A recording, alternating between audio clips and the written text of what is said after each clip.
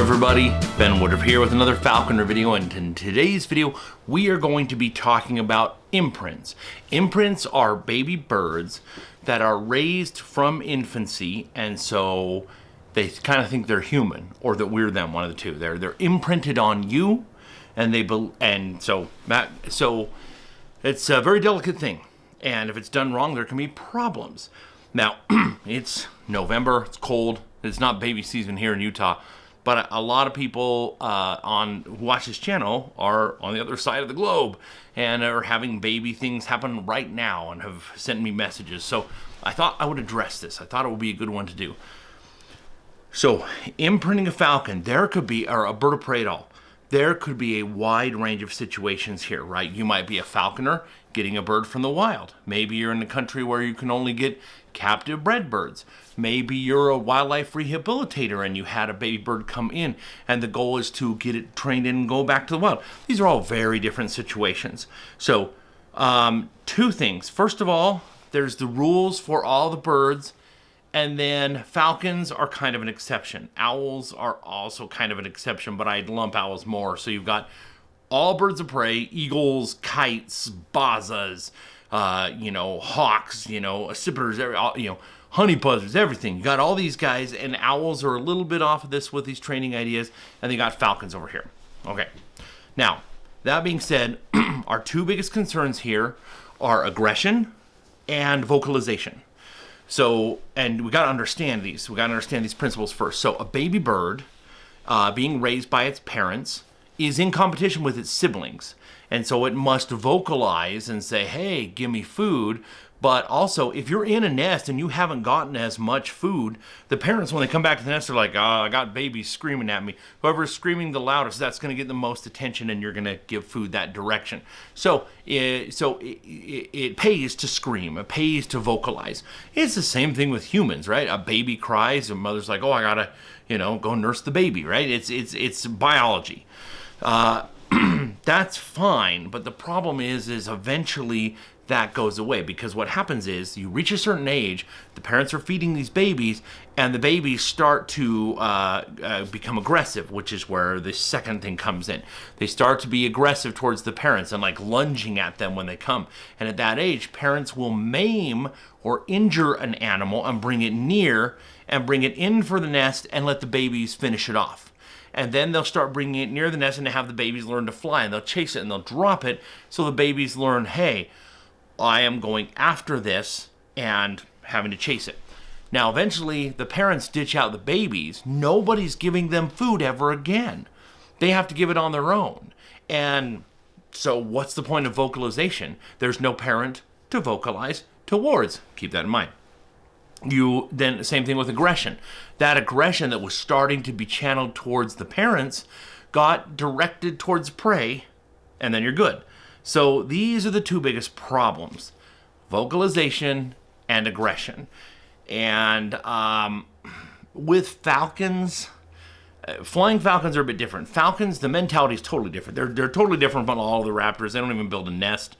They're different. Falcons are different. Falcons are easier. They're usually more agreeable in their disposition. So training a falcon, whether from a gyrfalcon to a kestrel or anything in between, they usually, once trained, are of a more agreeable disposition. Also, the way most people fly falcons is once you have them up, they're flying around, and you're flushing stuff up for them. So they know it's like, okay, I got to come down and be aggression towards the quarry. That's different than if you're walking around with a hawk or an eagle and it keeps trying to grab you. It's different if your bird's in the air. So falcons can be aggressive, and all these principles I'm going to talk about, they still fit with imprint, hawks and eagles and stuff. But it's not as big of a problem with falcons. With falcons, it's the vocalization part. So let's address with all raptors the vocalization part first, because it can be mind-numbing. It can be infuriating.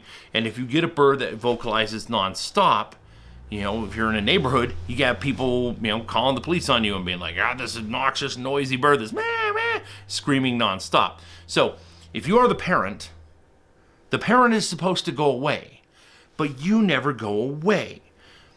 That's a problem. So one of the things you can do is try to direct them away from you as food. Now, the extreme of this If you're getting any other raptor like an eagle or a red-tailed hawk or a goshawk and you're raising it from a baby, you want the social time to be with you, but you want food time to not be with you. I know people who've gone to the extreme of they'll wear like a sheet, like a ghost, and they'll take the bird away to a place, because wherever you have the bird all the time becomes the nest, and a nest is a place to become aggressive over, and a nest is a place to become vocal and scream around.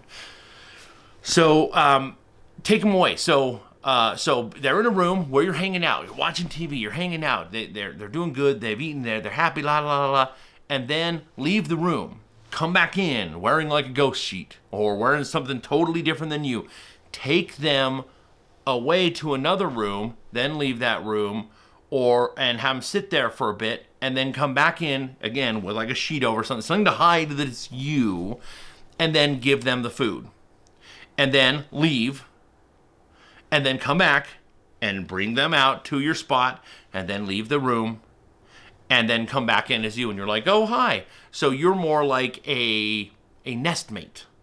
It's really obnoxious to do this, but these birds grow so fast, it doesn't matter. Like, try to do this to try to keep them to not vocalize at you. You don't want them to view you as a parent. Now, the hard thing is feeding a baby, pretty quickly you got to do different things. And I've done videos about this, like feeding with a stick, and put a little twig and have them eat away from you and eat down. Do that for the first few days until where finally, then when you take them to the other room, have them eat not from you directly. Again, this is not that big of an issue with the falcon, other than a falcon might become vocal, but that's less obnoxious than like a goshawk, a Cooper's hawk, me, 24/7. You can't handle it. So redirect where food comes from until the bird is hard pinned, meaning the feathers have grown in all the way and the blood has retreated back into the body and the feathers have become hard. Get him to that point. And maybe if you're smart, go even a couple weeks after that of where food comes from. And that's the wisdom. Now, the longer you do that, the less likely they are to become vocal. Maybe you don't care that much. Maybe once they're hard pinned, okay, fine. But that is the big principle. Now, any of these things I'm talking about are going to be altered depending on what age you get. Are you getting the bird at 2 days old? Are you getting it at 10 days old? Is the bird a brancher? But the principles all still apply. You're trying to avoid vocalization and aggression, misdirected aggression, which brings back up the second thing, which I am a huge advocate of this. People will say, oh, my bird's not aggressive. That's not true. Your bird is aggressive towards quarry. It literally kills. It's a bird of prey because it preys on other animals. A bird of prey, a raptor that is not aggressive, is actually a bird that it just has the aggression properly channeled and directed at what it should. The quarry or a lure or something like that, okay? Or going up to a drone. It's channeled the aggression away from you.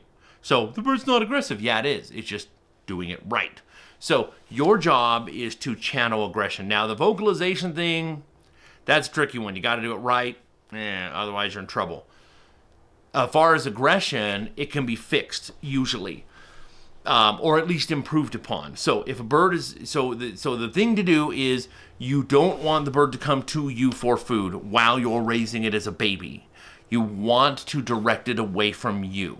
So like if you want it to come to a lure, that's usually what I do. So normally when the baby it's not flying yet, I got it in the house, and you can bring it to another room to where there already is food. And so depending on the species, I'll do this without the whole ghost setup. You just have to know what species and what to do. So already have like a plate or something out there with the lure on it, with the whole meal there. And you are walking with them, and you walk them into the room or into the yard where the food already is. And they hop off and they go over and they eat it. Okay? So they are leaving you to go after food. Once they're hunting, that's what they're supposed to be doing, right? Leaving your fist and going and catching something. So this is good instead of coming and attacking you. Now, side point. The quickest way to build trust with a raptor is to have them eat off of the fist.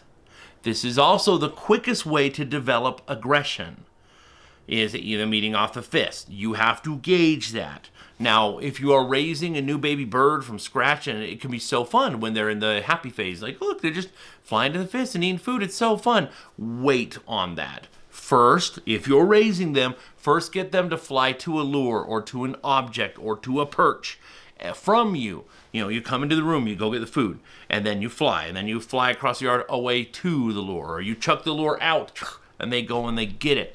Then, once they're hard panned and you got a few weeks or a month after that, then start having them fly to the fist. And for a small amount, you want the big reward to be them flying away to catch prey or to catch the lure, and a small reward is coming back to the fist. And I know when it's a new bird, it's like, oh, it's so thrilling and exhilarating to have a bird fly to you, and wow, and you just want to replicate that zing, that high, that amazing feeling, but you want to avoid that aggression.